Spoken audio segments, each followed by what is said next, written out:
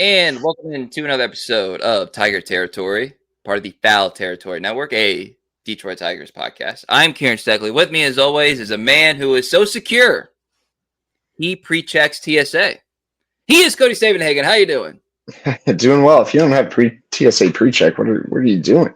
Come on, it's worth it. If you fly more than like twice a year, it's worth it. I finally relented and got it myself. Next podcast, I will give a review, because by the time people listen to this, I would have taken a trip to Buffalo, New York. So we'll see. As holiday weekend seems like a good way to experiment whether it's really worth it, right? So That's definitely true. So we'll see. I want to thank everybody for listening, having us as a part of your, holiday activities, goings and comings and all that stuff. Unfortunately, the Tigers haven't necessarily cooperated with giving us something interesting to talk about, but that's okay. We, as always, there's always more to go back. I mean, I don't know how other people's minds work, Cody, but mine is like, oh man, I really kind of wish I would have brought that point up, or how would I forget this thing, And actually, one of them comes from a listener. So, like, I got to give credit. Let me pull it up real quick.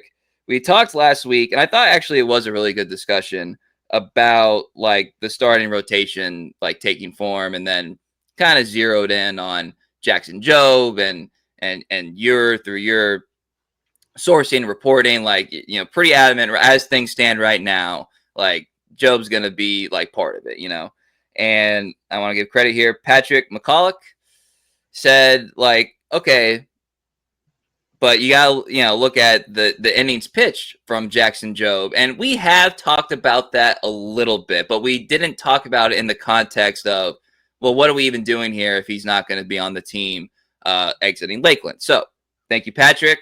Gives us a little bit more to, reign here to kind of talk about it. So for a little refresher, Jackson Jobe in 2022 threw 77.1 innings. 2023, 64. And then last season, this is all levels, obviously. Last season, 91.2. So he's a young guy. He, this is something that we look at in addition to, pitch count and then, this also kind of goes into our discussion that we had a little bit about, like, arms and the state of them and in baseball in general. But the context of Jackson Jobe needs to be part of this rotation, with the fact that is signing him up for a significant upgrade in workload. Cody, I guess I'll ask you, how much of that is part of your calculus, and how much of it should be part of the Tigers' calculus in terms of how they handle this, prize prospect that they got? Yeah, I think kind of the suggestion here is that would it not be better to keep Jobe in the minors for a little bit, see if you can finagle the service time, and then you don't have to worry about him running into an innings limitation late in the season. That's certainly a thought. I think that's certainly something the Tigers have to consider. My mind immediately goes to Paul Skeens, who did not begin the season on the opening day roster and then threw a lot of innings. And toward late August, early September, the Pirates were faced with kind of a no-win situation. They weren't eligible to receive the draft pick that would be awarded if Skeens were to win Rookie of the Year, because they didn't put him on the opening day roster. And then, so it's like, do you still just shut him down? If you shut him down, maybe he's not going to win Rookie of the Year. That kind of sucks, but you don't get anything out of him winning Rookie of the Year. So, like, I think worrying about innings limitations personally is putting the cart in front of the horse a little bit. I think that's a bridge you cross when you get there, to use yet another analogy. Like, if Jobe is healthy and he is throwing well and you begin to have to worry about an innings limitation, that means a lot of things have gone right. And that means he's going to be eligible to win Rookie of the Year, probably. That means your team could receive a draft pick award through MLB's new rules. And we've seen the Tigers manage these things pretty well in the past. It's easily possible to build in an extra day for him. I'd imagine if Jobe is on the opening day roster, that's something they'd be pretty cognizant about from the start, getting him an extra day of rest or two here and there. They will have to monitor his innings all season. Another thought that comes to mind, one of the takeaways from the study MLB released last week was like, starters are not being adequately prepared in the minor leagues. There was for so long this thought that like protecting arms meant having them not throw a lot. And now we're starting to see like, well, guys are only throwing 3-4 innings in the minor leagues. How do you expect them to then go 6-7 innings in the major leagues? Jackson Jobe is going to be a pretty good case study for this, because for the most part, the Tigers have taken it very easy with him, especially early in seasons, not giving him a lot of leash, a lot of rope in terms of going multiple times through the order in the minors. And that's why his innings totals, in addition to some injuries, have been so low. You would think he's probably not going to throw more than 120, maybe 130 innings. But if you get 120, 130 innings out of Jackson Jobe in the major leagues this year, that means a lot of things have gone right. And I think the Tigers would be happy to then worry about that in September. Do you think that Skeens, at the announcement of him winning Rookie of the Year, the fact that the Pirates were getting draft pick compensation is why he just didn't have that much of an enthusiastic look on his face? Did we crack the code on that? I don't think he emotes much in general. I mean, yeah, he's like, oh man, if only they gotten that pick. If only they would have gotten it would have been a team Livy, award. stop smiling. The team is not getting a draft pick. Yeah. It would have been a team award. But the other school of thought is that, like, if you view these pitchers as it's a little harsh, but in a certain way, somewhat like depreciating assets. If you believe there's only so many innings in an arm, only so many pitches. The other way of thinking about it is like, team's good, he's good enough. We're gonna waste more time, waste more bullets, I guess, in the minor leagues as opposed to having him impact our major league team. It's a classic case of being able to talk your way into either scenario. I do think that if this was the 2022 Tigers, the 2023 Tigers, hell, the 2024 Tigers, going into the season, you're probably looking at, it's probably the best move to kind of work him up through AAA and have him again, work on all these little pitching jargons that they like to throw out there.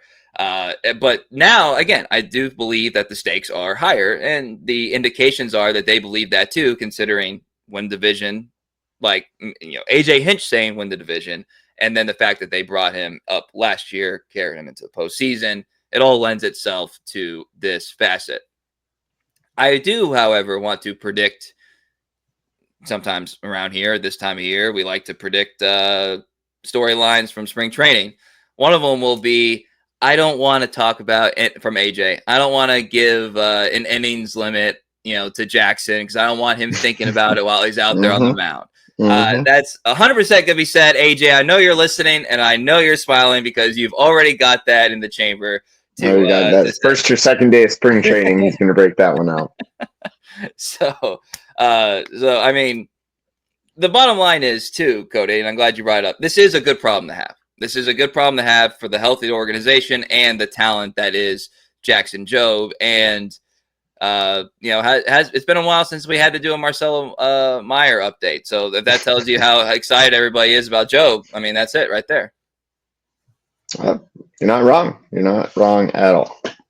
So we're going to do this moving forward. This is what we call a tease here. We're going to do this probably at the start of the new year, but we'll kind of look at some offseason moves and how the state of the teams that would be the Tigers, chief competition in the American League. So we're not going to do a whole deep dive, but it is kind of topical that, last time we talked, we were assuming that Bregman had one less suitor.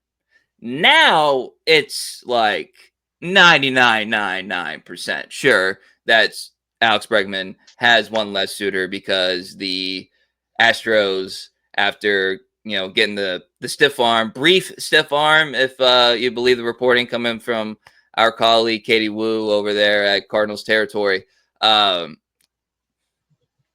it's a no for now, but not no forever.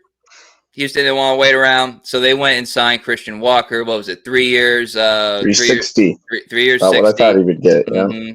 And he's going to play first base, and they're going to put Paredes at third base. So a lot of moving parts there. As it pertains to the Tigers, now there's for sure one less suitor for Alex Bregman. And I do wonder how Boris is going to play this out, because now there's no like going back home element. Like that one is officially done. It was probably done from the get-go, but now like there's no possibility. Your ex has moved on. So you can only look forward if you're Alex. So is he looking at a bidding war for his services, or is he looking at situation? Because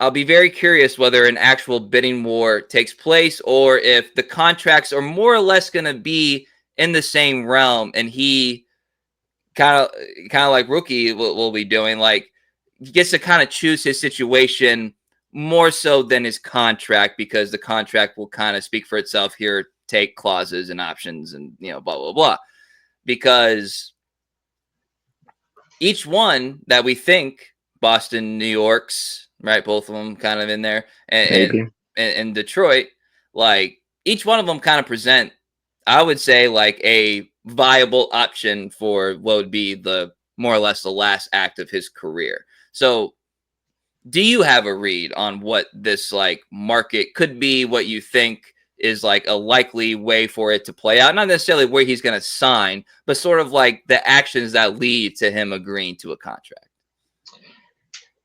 I don't know that I have a great read. I know that if I were Scott Boras, I think I would be beginning to get a little bit nervous, because this market has cooled pretty quickly. Maybe that's expected to around the holidays or whatever, but it seems like if anyone were willing to pay the $200 million, it probably would have happened by now. I think it seems like no one wants to give Bregman that money, or the years probably that would require that level of money. So I don't know that there's going to be a bidding war between the Yankees and the Red Sox.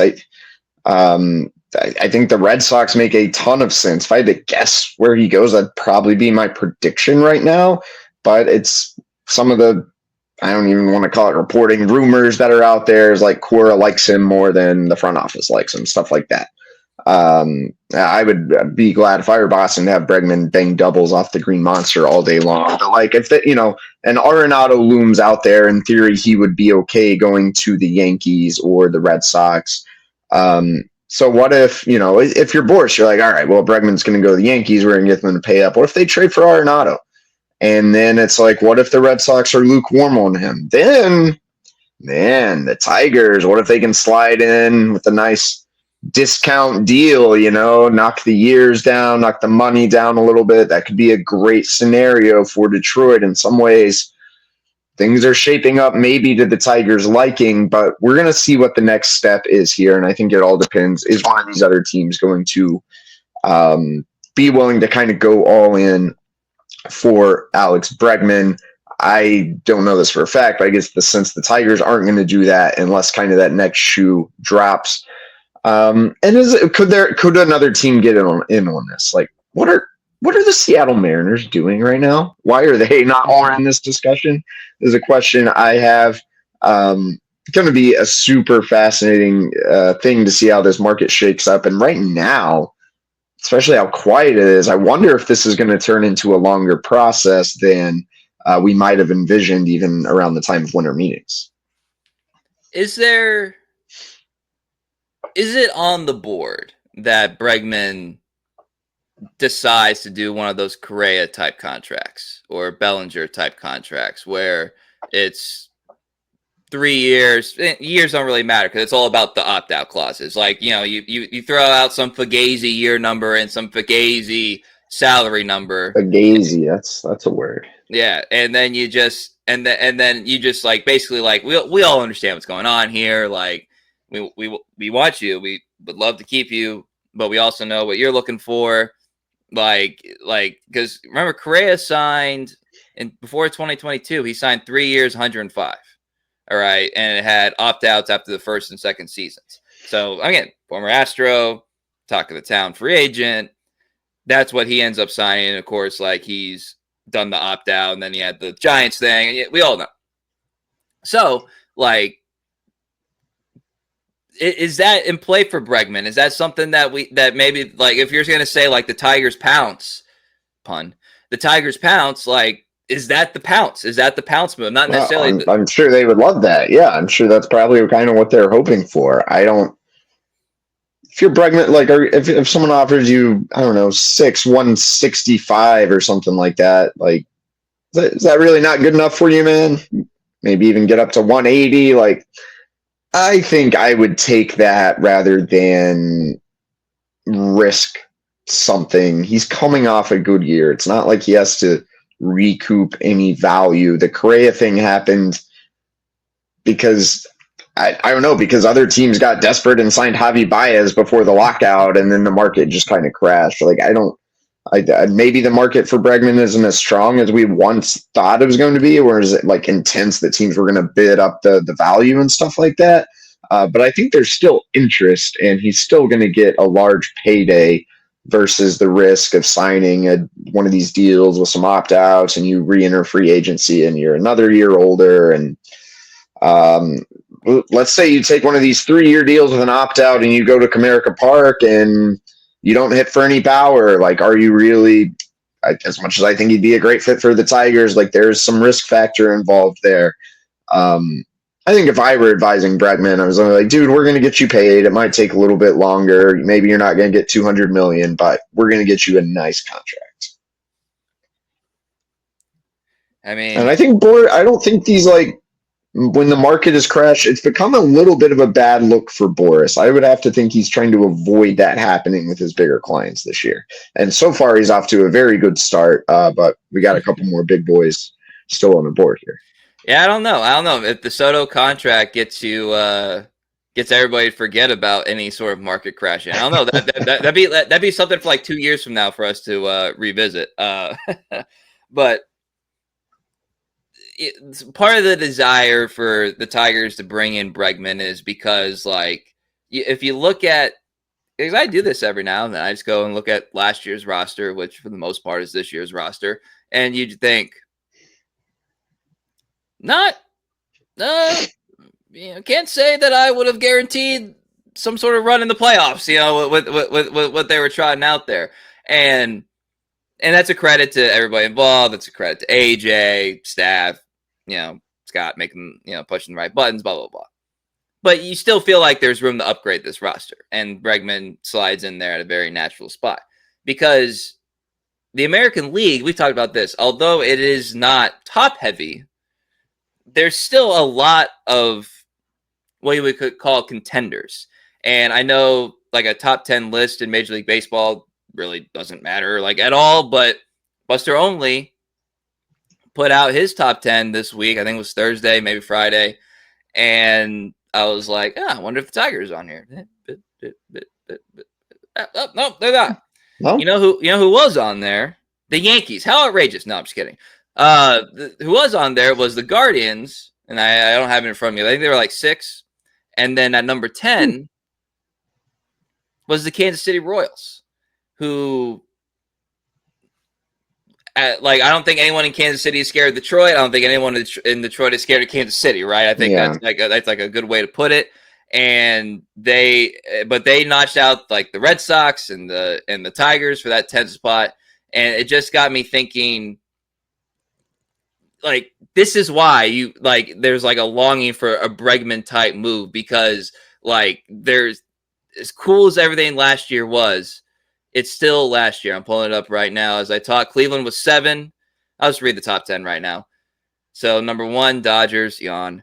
2, Philadelphia, which is kind of funny given, like, it just feels like kind of volatile with, like, some of the moves they may or may not make. And, Dave's always a wild card, right? Atlanta, number 3. New York. So that's 3 National League teams. So that's what I mean about, like, the American League. The Yankees 4, Padres 5, Mets 6, Guardians 7, Orioles 8, Mariners 9, and Mariners 9. It might be surprising. That's what he said. But basically, I think he's anticipating them kind of taking over the West. So therefore, like, he's going to put them there. Which Texas Rangers erasure, I'm telling you guys. And then and like I said, Kansas City is 10. So what do you make of that list? The Mariners very much surprised me, but otherwise, I think that's a fine list. In relation to the Tigers, they're not on there. They're not on a lot of other power. I think that's on like 14th on some power rankings. They're not on there because they're not good enough right now to take all this a step further as Kieran goes and checks on the pets. The Tigers, like Fangraphs just came out with their ZiPS projections for the Tigers. I look forward to this day every year just because it's very interesting. And I've been saying for a while, these projections are going to come out and the Tigers are going to be like 78, 79, 80, something like that, wins. And sure enough, Dan Szymborski writes, this team really needs to add another impact bat. There are a variety of spots in the lineup they can target, and players like Alex Bregman and Teoscar Hernandez remain on the board. Personally, I don't like Hernandez as a fit for Detroit, but obviously Bregman, yeah. It goes on to say that the Tigers are projected to be about a 500 team. A 500 team with some upside is a team to take seriously in the AL Central, and there's still the theoretical possibility the Tigers do more this winter. I agree with all that. 500, you look at these projections, you could argue it maybe is undervaluing Riley Green a little bit. Maybe it's undervaluing Colt Keith a little bit. I would argue it could still be overvaluing Trey Sweeney, and it very much likes the team's pitching staff, but there can always be volatility in pitching. When I look at this, it really brings things into focus. If the Tigers add one more impact bat, they're a lot better. If they had a 5-win player, they could go from being picked to win 80 games to 84, 85 games, and that could make a big difference. You can look at this and even continue to make the case for adding another established starter to really just kind of bulk up and strengthen this rotation. These projections are really interesting. I hope you'll go check it out at Fangraphs. They do projections kind of like Jace Jung predict that he'll be a 2-WAR player. There's some other very interesting things in here, but I just keep coming back to, like, they're not in the top 10 because they're just not a top 10 roster right now. And they could easily be a top 10 roster with 1.5 serious additions. And this offseason's not over, but, you know, kind of the budget additions aren't going to get you there. That's a good way to put it, because that's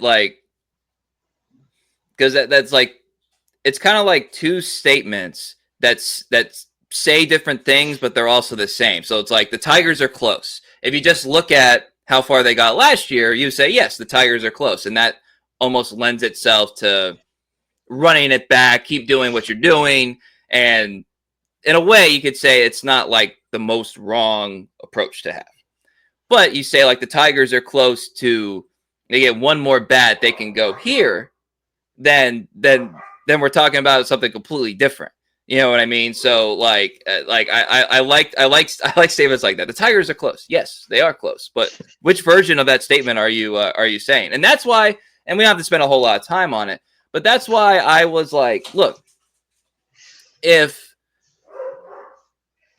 Cody Bellinger is essentially free and you're not getting anywhere with some of these other options, I know he's not the most natural fit. Like, the Yankees got him, and they got cash. They got him for like a less than 1-WAR player. So like at a certain point, like a pitcher too. Like, you could have done. Every team could have done that trade. What we say about Ohtani's contract, every team could have done that contract. Every team could have made a Bellinger trade.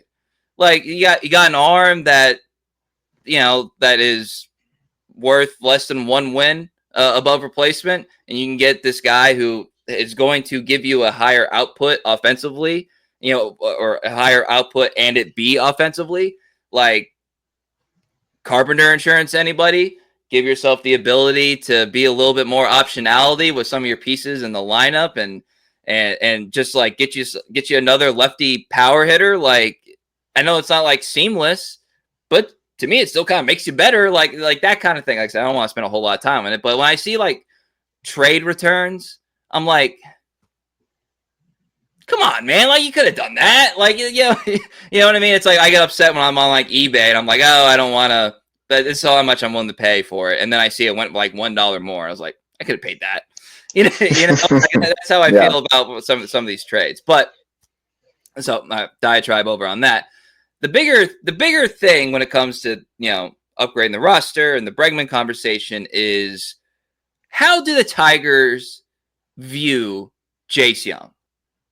Because I always kind of felt like, they like him.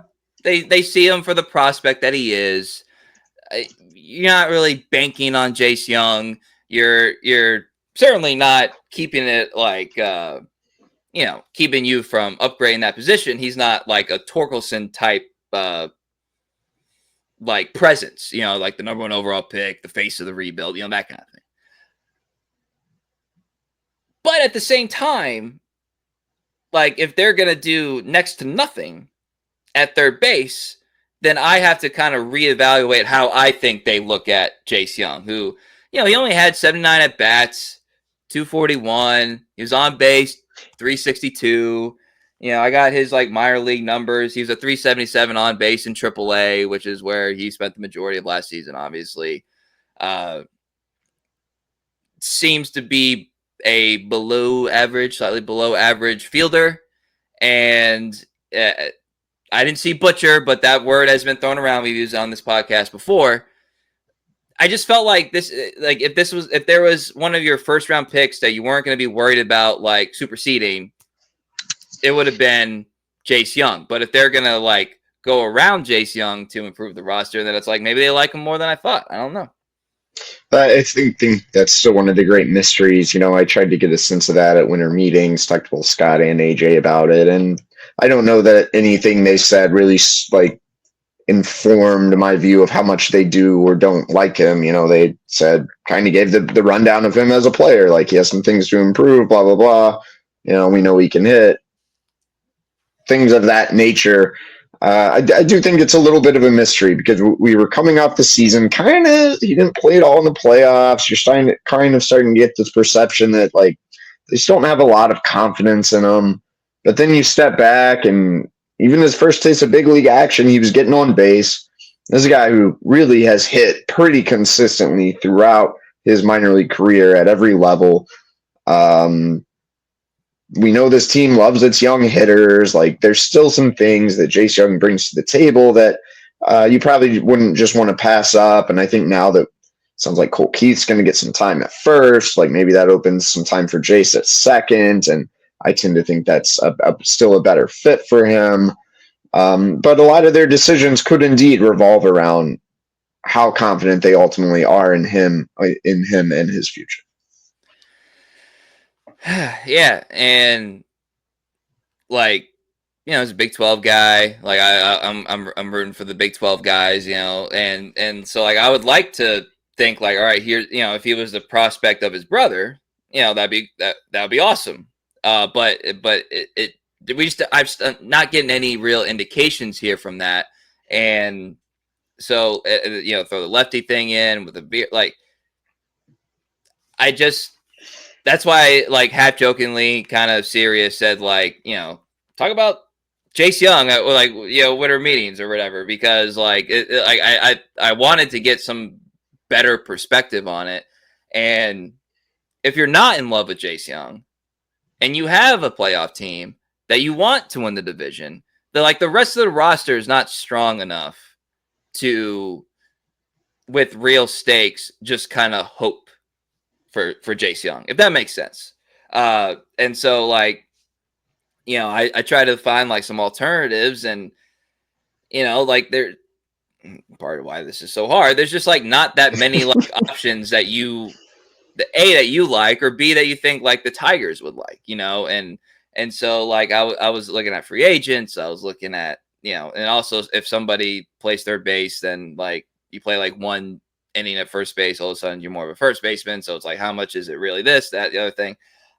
So speaking of Big 12, I'm just going to go back to the well there. I've mentioned him before, but Christian Encarnacion Strand, that's always hard for me to say that for some reason. Oklahoma State guy.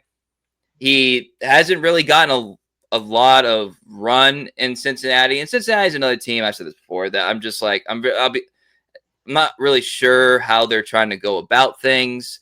Francona was just on like a podcast, just speaking generally about, you need 1,000 at bats to figure out, a guy at the major league level. And Encarnacion Strand is at 116. So it's like, are you giving him the 1,000 at bats? He's had 338. He had a that's decent 116 last year. 116 last year. So like, and he's been hurt. The numbers aren't great, but in the minor leagues in AAA, he was 400 on base. So like there's a profile there that potentially makes sense. He's a right-hander. Like I said, I didn't do like a deep dive because there's so many there's so many stats for this, that, the other thing. He hasn't played a lot of third base at the major league level, so they're just going to make him a first baseman. But as of now, that bat is not a first base bat, so he kind of has to play third base if I were to be honest with him. So like in theory, maybe he'll be going there a little bit more. I don't know. The Rangers have a guy that seems kind of like locked out. He's on their 40-man, Jonathan Ornelas. He was a 2018 draft pick, I believe, third round pick, but just says you could almost get some Wenzel Perez vibes from him about like how long it's kind of taken. He didn't have the year that Perez did, but how long it's taken for him. And he's, they got Will Smith, they got the older young. There's not really like they got Simeon and Seager, like infield's kind of loaded and they just got Berger. So not really a whole lot of spots for him. Maybe he's a guy if you found like a trait that you really like, but he hasn't had a lot of major league experience, but maybe you could get him for, something on the cheap. But I just don't I just didn't find a lot of names that I thought, yes, this satisfies the boxes for me and the Tigers. Yeah. Third base alternatives kind of on the low end of the market do not move the needle for me. We saw it last year with like Gio Urshela. Like I would like to think the Tigers are beyond a Gio Urshela type addition. If they don't get a Bregman and they can't trade for Arenado, I would hope they go straight to Ha-Seong Kim, regardless of how long he may be out. I think one thing that's not fully being considered in the Kim discussion is that like he's a pretty good shortstop. And we're all just assuming Trey Sweeney is going to be good. What if Trey Sweeney doesn't hit? Ha-Seong Kim, if the Tigers sign him, could be like their shortstop next year. And then maybe you just roll with it with Young and Vierling, and Kim can play some third or some second as well. So that's still like the alternative I like that may still cost you a little bit of money. If we're just doing nothing, it's hard for me to find a third base option that I'm in love with. But another thing that's kind of been forgotten is that right after the season, Scott Harris kind of said we need a right-handed bat. It could be an infielder or an outfielder, speaking to Matt Vierling's versatility. Another name that hasn't really come up, I think because he plays outfield, is Randall Grichuk. Right-handed bat, great against lefties, gets on base, a little bit of an older guy, but he has some experience. And just came across, sounds like Paul Goldschmidt might be going to the Yankees. So I thought that wasn't a reality. So like, that would basically mean Matt Vierling playing a lot on the dirt where he is not as good as he is in the outfield, but, would probably be a better boost to the offense than getting an unproven guy like Encarnacion Strand, which I don't think is like, to be clear, we're just throwing out names when we say that, and some other guys. Grichuk's a name that I like. I wouldn't want Vierling on the dirt that much, but otherwise I think it'd be a solid fit. So, yeah. Okay. All right. Hold on. If Goldschmidt's going to New York, and it's been reported that might make Arenado want to go to New York a little bit. $12.5 million for Paul Goldschmidt to the Yankees. John Heyman just now put that out there live. That's not a lot of money for Goldschmidt. Does this mean Arenado to the Yankees? If so, is it Red Sox Tigers for Bregman? Maybe we're getting somewhere. Could be. And then, the Sox have been like a little bit more active than they had been, the previous couple of years. And again, you're still trying to figure out what ownership is really wanting. Because I know a lot of fans are out on this ownership group for how they've been There is word on the street that one Theo Epstein has been encouraging Craig Breslow to be a little more aggressive, to not be afraid of signing big contracts. Which makes me wonder, like, does Theo never tell that to his guys in Detroit? Like, come on. Yeah, Theo. There's other people from other historic baseball towns that if you want to share some wisdom, I mean, that'd be. I mean, maybe they've worked for you before. I mean, I don't know. You made them eat cake or something like that. All right, that's fun. Yeah, I mean, some things are happening. We're not all at the same time, but some things are happening. So, and again, this discourse can be like fun and frustrating at the same time because you like to talk about something more tangible, but sometimes you get into be like, well, what about this? What about it's fine. It's still a good time talking about the Tigers here right before Christmas. So I'm so surprised they haven't signed a reliever. That's been a weird market. I expect them to ruin my my Christmas PTO by signing a reliever. Yeah, if they probably won't pop on the podcast for a reliever signing, but if they do Bregman, we might have to figure it out. So there's another tease. So because we say it, maybe it will happen now. I want to thank everybody for listening. Apple, Spotify, wherever you get your podcasts, and also on YouTube. Be sure to subscribe to that. We got things in the works for the new year and the post-Christmas holiday. So we appreciate everybody sticking with us through this busy time of the year. So for Cody Stavenhagen, I'm Kieran Steckley. Everybody have a great holiday.